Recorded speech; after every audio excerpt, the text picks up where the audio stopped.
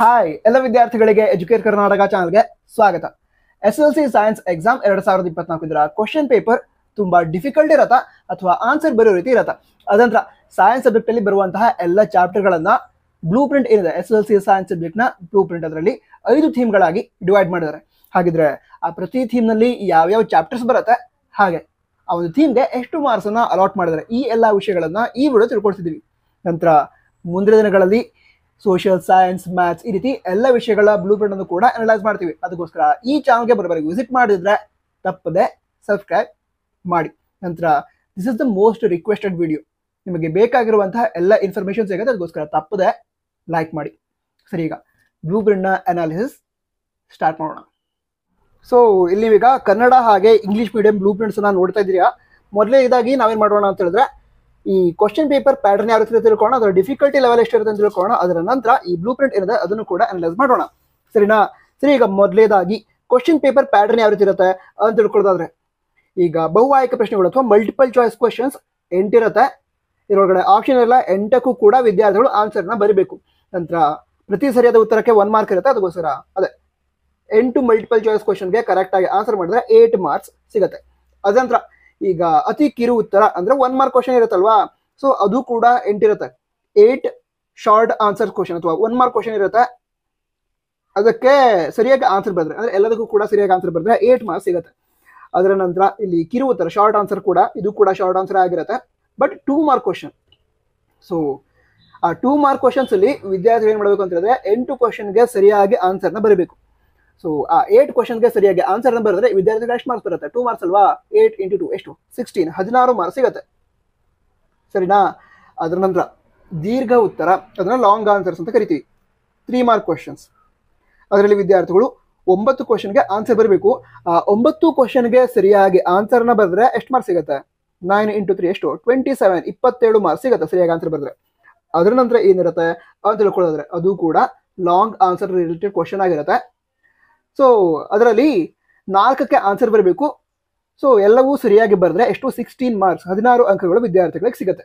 ಅದರ ನಂತರ ಮತ್ತೇನು, ಒಂದು 5 ಮಾರ್ಕ್ ಕ್ವಶನ್ ಇಂಟ್ರೊಡ್ಯೂಸ್ ಮಾಡಿದ್ದಾರೆ. ಸರಿನಾ? ಆ ಒಂದು 5 ಮಾರ್ಕ್ ಕ್ವಶನ್ ಏನಿದೆ ಅದನ್ನು ಕೂಡ ವಿದ್ಯಾರ್ಥಿ ಕರೆಕ್ಟ್ ಆಗಿ ಆನ್ಸರ್ ಬರಬೇಕು, ಅದಕ್ಕೆ 5 ಮಾರ್ಕ್ಸ್ ಸಿಗುತ್ತೆ. ಸೊ ನೀವು ಈಸಿಯಾಗಿ 80 ಮಾರ್ಕ್ಸ್, 80ಕ್ಕೆ 80 ಅಂಕಗಳು ಗಳಿಸಬಹುದು. ಡಿಫಿಕಲ್ಟಿ ಲೆವೆಲ್ ಕೂಡ ತಿಳ್ಕೊಳ್ಳೋಣ, but you can score 80 out of 80. ಅದರ ನಂತರ ಮತ್ತೆ ಕೆಲವು ವಿಷಯಗಳನ್ನ ತಿಳಿದುಕೊಳ್ತಾ ಹೋಗೋದಾದ್ರೆ ವಿದ್ಯಾರ್ಥಿಗಳು ಯಾವ್ಯಾವ ವಿಷಯದ ಮೇಲೆ ಫೋಕಸ್ ಮಾಡಬೇಕು ಅಂತ ಹೇಳಿದ್ರೆ, ಈಗ ಸೈನ್ಸ್ ಅಲ್ಲಿ ಡಯಾಗ್ರಾಮ್ಸ್ ಬರುತ್ತೆ, ಚಿತ್ರಗಳು ಬರುತ್ತೆ, ಬಯಾಲಜಿಯಲ್ಲಿ ಡಯಾಗ್ರಾಮ್ ಬರುತ್ತೆ, ಕೆಮಿಸ್ಟ್ರಿಯಲ್ಲೂ ಬರುತ್ತೆ, ನಂತರ ಫಿಸಿಕ್ಸ್ ಅಲ್ಲೂ ಕೂಡ ರೇ ಡಯಾಗ್ರಾಮ್ ಇದೆ. ಸೊ ಈ ರೀತಿ ಹಲವಾರು ಡಯಾಗ್ರಾಮ್ಸ್ ಬರುತ್ತೆ. ಆ ಡಯಾಗ್ರಾಮ್ಸ್ ಕರೆಕ್ಟ್ ಆಗಿ ವಿದ್ಯಾರ್ಥಿಗಳು ಗೊತ್ತಿರಬೇಕು. ಹಾಗೆ ಫಾರ್ಮುಲಾ ಅಂದ್ರೆ ಸೂತ್ರಗಳು ಗೊತ್ತಿರಬೇಕು. ಅದನ್ನ ಯೂಸ್ ಮಾಡಿಕೊಂಡು ಪ್ರಾಬ್ಲಮ್ ಸಾಲ್ವ್ ಮಾಡೋದಕ್ಕೂ ಕೂಡ ಬರಬೇಕು. ಈಗ ಯಾವುದು ಲೈಟ್ ರಿಫ್ಲೆಕ್ಷನ್ ಅಂಡ್ ರಿಫ್ರಾಕ್ಷನ್ ಆ ಚಾಪ್ಟರ್ ಅಲ್ಲಿ ಯಾವುದು ನ್ಯೂಮೆರಿಕಲ್ಸ್ ಬರುತ್ತೆ, ಸಮಸ್ಯೆಗಳು ಬರುತ್ತೆ. ಹಾಗೆ ಎಲೆಕ್ಟ್ರಿಸಿಟಿ, ವಿದ್ಯುತ್ ಶಕ್ತಿ ಪಾಠದಲ್ಲೂ ಕೂಡ ನ್ಯೂಮೆರಿಕಲ್ ಬರುತ್ತೆ. ಸೊ ಅವುಗಳನ್ನ ಸಾಲ್ವ್ ಮಾಡೋದಕ್ಕೆ ನೀವು ಕಲ್ತಿರ್ಬೇಕು. ಸಾಲ್ವ್ ಮಾಡೋದಕ್ಕೆ ಕಲ್ತ್ರೆ ಈಸಿಯಾಗಿ ಸ್ಕೋರ್ ಮಾಡ್ತೀರಾ. ನಂತರ ಕೆಮಿಕಲ್ ರಿಯಾಕ್ಷನ್ಸ್ ಏನಿದೆ ಅದು ಕೂಡ ಇಂಪಾರ್ಟೆಂಟ್ ಆಗಿರುತ್ತೆ. ಸರಿನಾ? ಅದ್ರ ಬಗ್ಗೆ ಮತ್ತು ಕೂಡ ಡೀಟೇಲ್ ಆಗಿ ತಿಳ್ಕೊಳ್ಳೋಣ. ಈಗ ಡಿಫಿಕಲ್ಟಿ ಲೆವೆಲ್ ಅನ್ನು ತಿಳ್ಕೊಳ್ಳೋಣ. ಅಂದ್ರೆ ಎಷ್ಟು ಡಿಫಿಕಲ್ಟ್ ಇರುತ್ತೆ ಕ್ವಶನ್ ಪೇಪರ್, ತುಂಬಾ ಡಿಫಿಕಲ್ಟ್ ಇರುತ್ತಾ ಅದನ್ನ ತಿಳ್ಕೊಳ್ಳೋಣ. ತುಂಬಾ ಡಿಫಿಕಲ್ಟ್ ಏನಿರಲ್ಲ. ಇಲ್ಲಿ ನೋಡಿ, ಈಗ ಏನೋ ಈಸಿ ಕ್ವಶನ್ 24 ಇರುತ್ತೆ. 80 ಮಾರ್ಕ್ಸ್ನ ಎಕ್ಸಾಮ್ ಇರುತ್ತಲ್ವಾ, ಅದ್ರೊಳಗಡೆ ಈಸಿ ಕ್ವಶನ್ 24 ಅಂಕಗಳದ್ದು ಇರುತ್ತೆ, 24 ಮಾರ್ಕ್ಸ್ ಇರುತ್ತೆ. ಯಾಕಂತ ಹೇಳಿದ್ರೆ ಈ ಕ್ವಶನ್ ಪೇಪರ್ನ ಪ್ರಿಪೇರ್ ಮಾಡಬೇಕಾದ್ರೆ ಈಸಿ ಕ್ವಶನ್ಸ್ ಇಂತಿಷ್ಟಿರಬೇಕು, ಎವರೇಜ್ ಕ್ವಶನ್ಸ್ ಇಂತಿಷ್ಟಿರಬೇಕು, ನಂತರ ಡಿಫಿಕಲ್ಟ್ ಕ್ವಶನ್ಸ್ ಇಂತಿಷ್ಟಿರಬೇಕು. ಆ ರೀತಿ ರೂಲ್ಸ್ ಇರುತ್ತೆ. ಅದನ್ನ ಫಾಲೋ ಮಾಡಿ ಕ್ವಶನ್ ಪೇಪರ್ನ ತೆಗಿತಾರೆ. ಅದ್ರ ಪ್ರಕಾರ ಸುಲಭ ಅಥವಾ ಈಸಿ ಕ್ವಶನ್ಸ್ 30% ಇರುತ್ತೆ. ಅದಂತರ ಸಾಧಾರಣ ಎವರೇಜ್ ಕ್ವಶನ್ಸ್ 50% ಇರುತ್ತೆ. ಹಾಗೆ ಕಠಿಣ ಅಂದ್ರೆ ಡಿಫಿಕಲ್ಟ್ ಕ್ವಶನ್ಸ್, ಅದನ್ನ ನಾವು ಅಪ್ಲೈಡ್ ಕ್ವಶನ್ಸ್ ಕೂಡ ಹೇಳ್ಬಹುದು. ಸೊ ಅದು 20%, 20% ಇರುತ್ತೆ. ಈಗ 80 ಮಾರ್ಕ್ಸ್ನ ಕ್ವಶನ್ ಪೇಪರ್ ಹೇಳೋದಾದ್ರೆ ಈಸಿ ಕ್ವಶನ್ಸ್ 24 ಅಂಕಗಳದ್ದು ಇರುತ್ತೆ. ಯಾವ ರೀತಿ ಇರುತ್ತೆ ಅಂತಂದ್ರೆ ಡೈರೆಕ್ಟ್ ಕ್ವಶನ್ಸ್. ಈಗ ನೀವು ಬುಕ್ಕಲ್ಲಿ ಯಾವ ರೀತಿ ಓದಿದ್ರ ಅಥವಾ ನೋಟ್ಸ್ ಅಲ್ಲಿ ಏನ್ ರೀತಿ ಓದಿದ್ರ ಅದೇ ಕ್ವಶನ್ ಕೇಳಿರ್ತಾರೆ, ಅದಕ್ಕೆ ಸಮಸ್ಯೆದ್ದು ಅದೇ ನೀವು ಡೈರೆಕ್ಟ್ ಆಗಿ ಬರೆದ್ರೆ ಆಯ್ತು. ಸೊ ಈಸಿ ಕ್ವಶನ್ಸ್ 24 ಅಂಕಗಳು, 24 ಮಾರ್ಕ್ಸ್ ಇರುತ್ತೆ. ಅದಂತರ ಸಾಧಾರಣ ಎವರೇಜ್ ಕ್ವಶನ್ಸ್ ಅದು 40 ಅಂಕಗಳದ್ದು ಇರುತ್ತೆ, ಎವರೇಜ್ ಕ್ವಶನ್ಸ್. ಸರಿನಾ? ಅದು ಕೂಡ ವಿದ್ಯಾರ್ಥಿಗಳು ಈಸಿಯಾಗಿ ಆನ್ಸರ್ ಮಾಡಬಹುದು. ನೀವು ಒಂದು 2-3 ಟೈಮ್ಸ್ ಓದಿದಿರಾ, ಡಯಾಗ್ರಾಮ್ಸ್ ಅನ್ನ ಡ್ರಾ ಮಾಡಿ ಪ್ರಾಕ್ಟೀಸ್ ಮಾಡಿದಿರಾ, ನಂತರ ಸ್ಮಾಲ್ ಡೆರಿವೇಷನ್ ಇರುತ್ತೆ ಅದನ್ನು ಕೂಡ ಮಾಡಿದಿರಾ ಅಂತ ಹೇಳಿದ್ರೆ ಈಸಿಯಾಗಿ ಸ್ಕೋರ್ ಮಾಡ್ಬಿಡ್ತಿರೋ. ಇದನ್ನ ಯಾವ್ದು ಹೇಳಿ, ಈ ಸಾಧಾರಣ ಎವರೇಜ್ ಕ್ವಶನ್ ಏನಿದೆ ಅದನ್ನು ಕೂಡ ಆನ್ಸರ್ ಮಾಡಬಹುದು. ನಂತರ ಡಿಫಿಕಲ್ಟ್ ಕ್ವಶನ್, ಡಿಫಿಕಲ್ಟ್ ಅಥವಾ ಕಠಿಣ ಕ್ವಶನ್ ಏನಿದೆ ಅದು 16 ಮಾರ್ಕ್ಸ್ ಬರುತ್ತೆ ಅಂತ ಹೇಳಿದ್ದಾರೆ. ಡಿಫಿಕಲ್ಟ್ ಕ್ವಶನ್ ಅಂತ ಹೇಳಿದ್ರೆ ತುಂಬಾ ಡಿಫಿಕಲ್ಟ್ ಇರುತ್ತೆ. ಆಗಿದ್ರೆ ಹಾಗೇನಿರಲ್ಲ, ನೀವು ಕೂಡ ಆನ್ಸರ್ ಮಾಡಬಹುದು. ಆನ್ಸರ್ ಮಾಡ್ತಿರಲ್ವಾ, ಈಸಿಯಾಗಿ ಆನ್ಸರ್ ಮಾಡ್ತೀರಾ. ಯಾಕಂತ ಹೇಳಿದ್ರೆ ಡಿಫಿಕಲ್ಟ್ ಕ್ವಶನ್ ಅಂತ ಹೇಳಿದ್ರೆ ಸ್ವಲ್ಪ ಯೋಚನೆ ಮಾಡೋ ರೀತಿ ಇರುತ್ತೆ ಅಷ್ಟೇ. ಈಗ ನಿಮ್ಮ ಬುಕ್ ಏನಿದೆ ಸೈನ್ಸ್ ಟೆಕ್ಸ್ಟ್ ಬುಕ್, ಅದರಲ್ಲಿರುವಂತಹ ಕ್ವಶನ್ನೇ ಕೇಳಿರ್ತಾರೆ, ಬೇರೆ ಕ್ವಶನ್ ಏನು ಕೇಳಿರಲ್ಲ. ಬುಕ್ ಬಿಟ್ಟು ಹೊರಗಡೆಯಿಂದ ಏನು ಕೇಳಲ್ಲ. ಯಾಕಂತ ಹೇಳಿದ್ರೆ ಆ ರೀತಿ ಬುಕ್ ಬಿಟ್ಟು ಹೊರಗಡೆಯಿಂದ ಕ್ವಶನ್ ಕೇಳೋದಕ್ಕೆ ಅಲಾವ್ ಇರಲ್ಲ. ಅದಕ್ಕೋಸ್ಕರ ಬುಕ್ಕಲ್ಲಿರುವಂತಹ ಕ್ವಶನ್ ಅನ್ನ ಕೇಳಿರ್ತಾರೆ. ಸೊ ನೀವು NCERT ಟೆಕ್ಸ್ಟ್ ಬುಕ್ ಅನ್ನ ಕರೆಕ್ಟ್ ಆಗಿ ಓದಿ ಅರ್ಥ ಮಾಡ್ಕೊಂಡಿದ್ರೆ ಈ ಡಿಫಿಕಲ್ಟ್ ಕ್ವಶನ್ಸ್ ಕೂಡ ಆನ್ಸರ್ ಮಾಡ್ತೀರಾ. ಅದಕ್ಕೆ ಹೇಳಿದೆ 80ಕ್ಕೆ 80 ಅಂಕಗಳನ್ನ ಪಡೆದುಕೊಳ್ಳೋದು ಈಸಿ ಆಗಿರತ್ತೆ, ನಿಮ್ಮಿಂದ ಕೂಡ ಆಗತ್ತೆ. ಏನ್ ಮಾಡ್ಬೇಕು ಹೇಳಿ, ಚೆನ್ನಾಗಿ ಓದ್ಬೇಕು ಅಷ್ಟೇ. ನಂತರ ವಿದ್ಯಾರ್ಥಿಗಳು ಹೇಳೋದಾದ್ರೆ, ಈಗ ಹಿಂದಿನ ವರ್ಷಗಳ ಕ್ವಶನ್ ಪೇಪರ್ ಇರುತ್ತೆ SSLC ಎಕ್ಸಾಮ್ದು, ಅದನ್ನ ಸಾಲ್ವ್ ಮಾಡಿ. ಮಿನಿಮಮ್ ಒಂದು 3 ಇಯರ್ಸ್ ಕ್ವಶನ್ ಪೇಪರ್ನ ಸಾಲ್ವ್ ಮಾಡಿ. ಅದರಿಂದ ಎಕ್ಸಾಮ್ ಅಲ್ಲಿ ನಿಮಗೆ ತುಂಬಾ ಹೆಲ್ಪ್ ಆಗುತ್ತೆ. ಯಾಕಂತ ಹೇಳಿದ್ರೆ ಎಕ್ಸಾಮ್ ಅಲ್ಲಿ ಯಾವ ರೀತಿ ಆನ್ಸರ್ ಬರೀಬೇಕು, ಯಾವ್ಯಾವ ರೀತಿ ಕ್ವಶನ್ಸ್ ಬರುತ್ತೆ, ಆ ಎಲ್ಲ ಐಡಿಯಾ ಸಿಗುತ್ತೆ. ಆ ಐಡಿಯಾ ಸಿಕ್ತು ಅಂತ ಹೇಳಿದ್ರೆ ಏನಾಗುತ್ತೆ, ಒಳ್ಳೆ ಸ್ಕೋರ್ ಬರುತ್ತೆ. ಅದಕ್ಕೋಸ್ಕರ ಹಿಂದಿನ ವರ್ಷಗಳ ಕ್ವಶನ್ ಪೇಪರ್ನ ಸಾಲ್ವ್ ಮಾಡಿ, ಸರಿನಾ. ನಂತರ ಈಗಾಗಲೇ ಹೇಳಿದ್ದೆ, ಈ ಬ್ಲೂ ಪ್ರಿಂಟ್ ಏನಿದೆ ಅದ್ರ ಪ್ರಕಾರ ಸೈನ್ಸ್ ಸಬ್ಜೆಕ್ಟ್ ಇರುವಂತಹ ಚಾಪ್ಟರ್ಗಳನ್ನ 5 ಥೀಮ್ಗಳಾಗಿ ಡಿವೈಡ್ ಮಾಡಿದ್ದಾರೆ ಅಂತ ಹೇಳಿದೆ. ಸೊ ಇಲ್ಲಿ ಆ 5 ಥೀಮ್ಗಳು ಯಾವ್ಯಾವುದು, ಹಾಗೆ ಆ ಥೀಮ್ ಅಂಡರ್ ಯಾವ್ಯಾವ ಚಾಪ್ಟರ್ ಬರುತ್ತೆ, ನಂತರ ಆ ಥೀಮ್ಗೆ ಎಷ್ಟು ಮಾರ್ಕ್ಸ್ ಅನ್ನ ಅಲಾಟ್ ಮಾಡಿದ್ದಾರೆ ಅದನ್ನು ತಿಳ್ಕೊಳ್ಳೋಣ. ಹಾಗೆ ಇಲ್ಲಿ ಚಾಪ್ಟರ್ ಅಂತ ತಿಳ್ಕೊಳ್ತಾನೆ, ಆ ಚಾಪ್ಟರ್ ಅಲ್ಲಿ ಯಾವ್ಯಾವ ವಿಷಯಗಳನ್ನ ವಿದ್ಯಾರ್ಥಿಗಳು ಫೋಕಸ್ ಮಾಡಬೇಕು ಅದನ್ನು ಕೂಡ ತಿಳ್ಕೊಳ್ಳೋಣ, ಸರಿನಾ. ಸರಿ, ಈಗ ಮೊದಲನೇ ಥೀಮ್ ಏನು ಅಂತ ಹೇಳಿದ್ರೆ ನಿತ್ಯ ಜೀವನದ ಅಥವಾ ನಿತ್ಯ ಜೀವನದಲ್ಲಿ ಪದಾರ್ಥಗಳು ಅಂತ ಇದೆ ಫಸ್ಟ್ ಪಾರ್ಟ್. ಇಲ್ಲಿ ಇಂಗ್ಲಿಷ್ ನಲ್ಲಿ ಮಟೀರಿಯಲ್ಸ್ ಇನ್ ಡೈಲಿ ಲೈಫ್ ಅಂತ ಇದೆ. ಆ ಥೀಮ್ಗೆ 25 ಮಾರ್ಕ್ಸ್ ಅನ್ನ ಅಲಾಟ್ ಮಾಡಿದ್ದಾರೆ. ಅದರಲ್ಲಿ ಯಾವ್ಯಾವ ಚಾಪ್ಟರ್ಸ್ ಬರುತ್ತೆ ಅಂತ ತಿಳ್ಕೊಳ್ಳೋದಾದ್ರೆ ರಾಸಾಯನಿಕ ಕ್ರಿಯೆಗಳು ಮತ್ತು ಸಮೀಕರಣ ಅಂತಿದೆ. ಅಂದ್ರೆ ಇಂಗ್ಲಿಷ್ ನಲ್ಲಿ ಕೆಮಿಕಲ್ ಇಕ್ವೇಶನ್ಸ್ ಅಂತ ಇದೆ, chemical reactions and equations chapter ಹೆಸರು.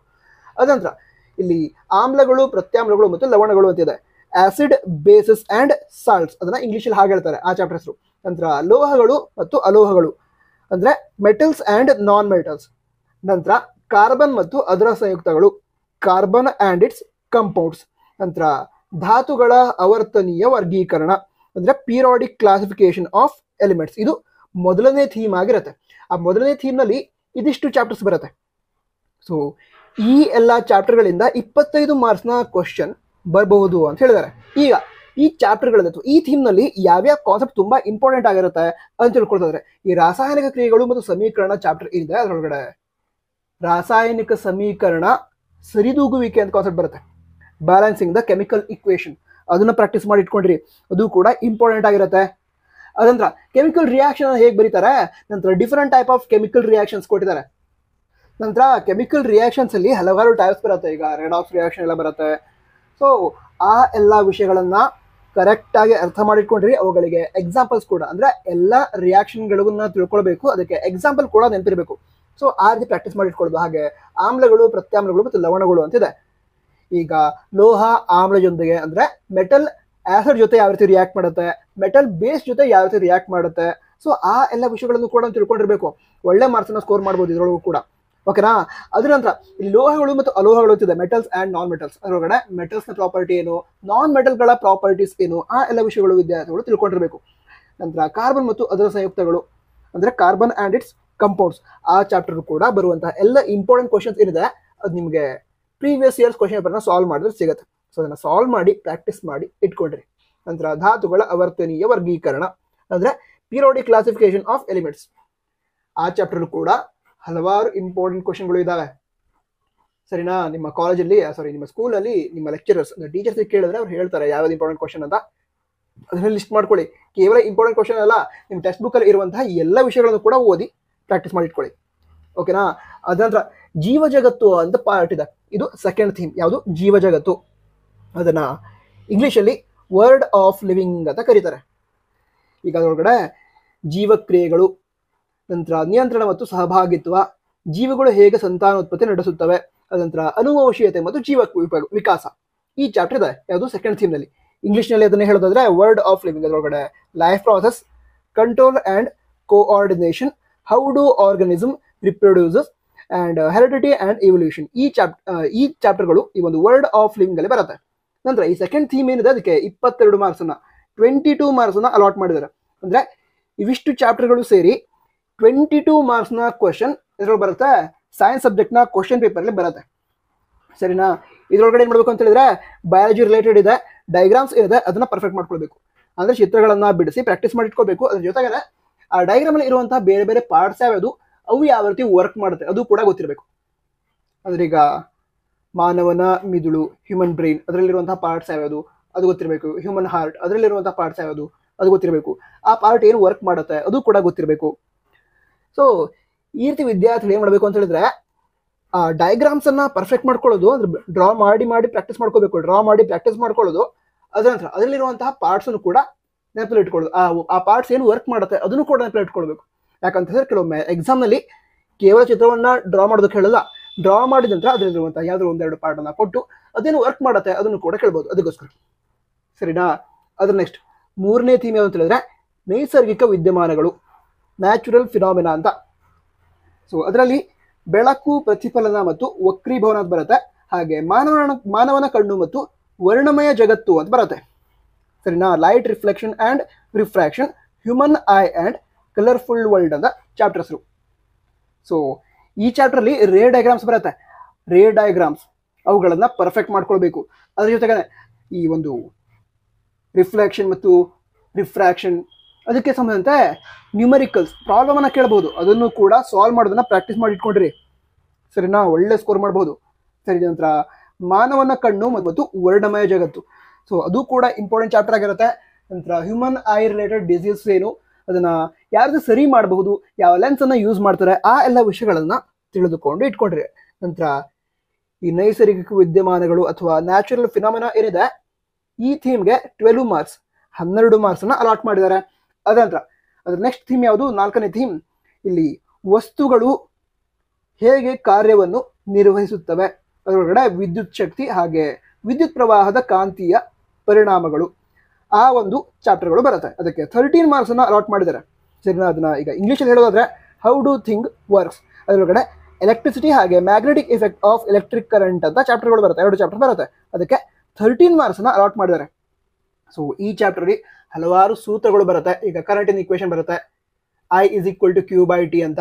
ನಂತರ ಕರೆಂಟಿನ SI ಯೂನಿಟ್ ಅದು ಗೊತ್ತಿರಬೇಕು, ಚಾರ್ಜಿನ SI ಯೂನಿಟ್ ಏನು ಅದು ಗೊತ್ತಿರಬೇಕು, ಟೈಮಿನ SI ಯೂನಿಟ್ ಏನು ಅದು ಕೂಡ ಗೊತ್ತಿರಬೇಕು.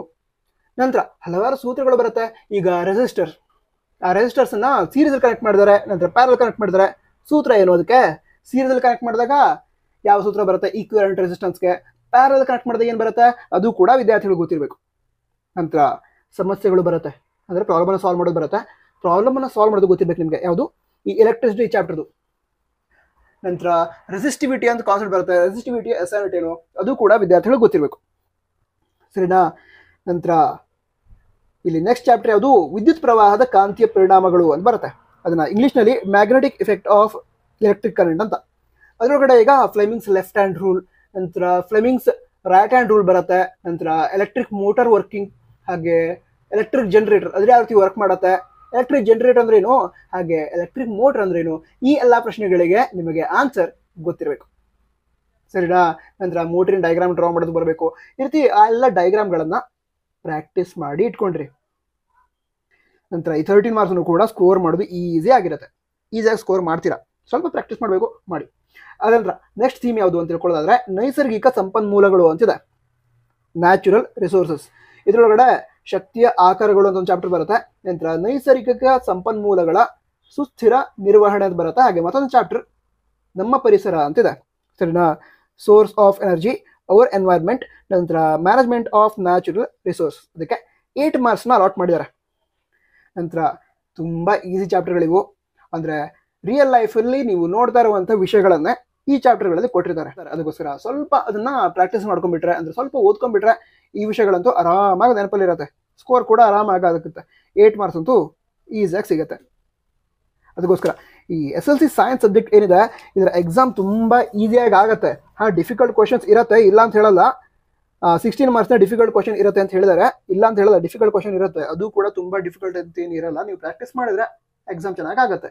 ಇಂಪಾರ್ಟೆಂಟ್ ಏನು ಹಾಗಿದ್ರೆ ಟೆನ್ಷನ್ ಮಾಡ್ಕೊಳ್ಳೋದಲ್ಲ ಎಕ್ಸಾಮ್ ಡಿಫಿಕಲ್ಟ್ ಆಗುತ್ತೆ ಅಂತ, ಪ್ರಿಪ್ರೇಷನ್ ಮಾಡೋದು. ನೀವು ಎಷ್ಟು ಚೆನ್ನಾಗಿ ಪ್ರಿಪ್ರೇಷನ್ ಮಾಡ್ತೀರಾ ಎಕ್ಸಾಮ್ ಅಷ್ಟು ಚೆನ್ನಾಗಿ ಆಗುತ್ತೆ. ಅದಕ್ಕೋಸ್ಕರ ಏನು ಮಾಡ್ತೀರಾ, ಎಕ್ಸಾಮ್ನ ಚೆನ್ನಾಗಿ ಮಾಡಿ, ಪ್ರಿಪ್ರೇಷನ್ನ ಚೆನ್ನಾಗಿ ಮಾಡಿ. ನಂತರ ಮುಂದಿನ ದಿನಗಳಲ್ಲಿ ಬೇರೆ ಯಾವ ವಿಡಿಯೋಸ್ ಬೇಕು ಅದನ್ನು ಕೂಡ ಕಮೆಂಟ್ ಬಾಕ್ಸ್ ತಿಳಿಸಿ. ನಂತರ ಎಕ್ಸಾಮ್ ಚೆನ್ನಾಗಾಗುತ್ತೆ. ಓಕೆನಾ.